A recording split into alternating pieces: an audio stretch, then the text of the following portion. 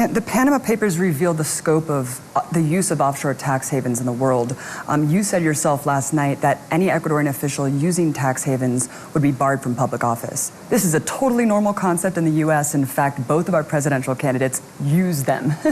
Why did you say that offshore tax havens were such a grave threat to democracy? Mire, primero nuestra lucha contra los paraísos fiscales. Yo soy economista.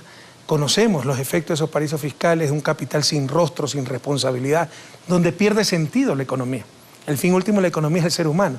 Allá se va a especular sin pagar impuestos, sin transparentar transacciones, es fuente incluso de ilícito, financiamiento al terrorismo, lavado de activos, etc. Esa lucha contra los paraísos fiscales, que es uno de los más graves problemas, enemigos de nuestras democracias, empezó desde el inicio de mi gobierno. Hemos hecho una serie de reformas legales para impedir que se contrate con esta clase de compañías que tienen asiento en los paraísos fiscales, etc. Pero hay que ir mucho más allá, y sobre todo con este escándalo de los Panama Papers, que fue realmente una jugarreta política, se quiso involucrar a los gobiernos progresistas. Y lucha selectiva contra la corrupción es más corrupción.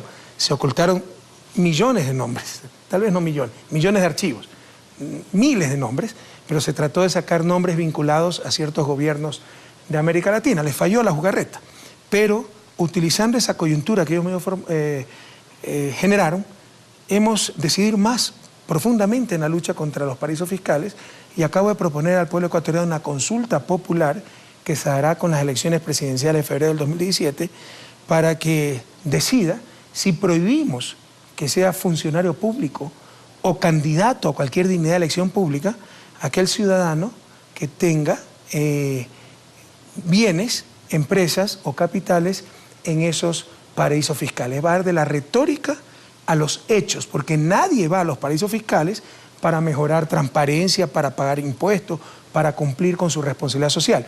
Puede ser legal en la estructura jurídica actual, pero es ilegítimo y altamente inmoral.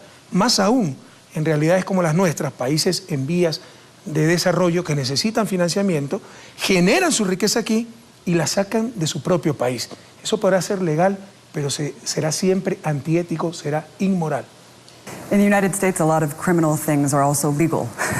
Sí, por ejemplo, el problema es que muchas veces tratan de dar cátedra moral y buena costumbre al resto y creen que sus principios y valores son valores universales. Y Estados Unidos es un país admirable, un país muy exitoso, pero debe entender que el mundo no empieza y termina en los Estados Unidos. Por ejemplo, ¿ya? Sí. El lobby, ¿no?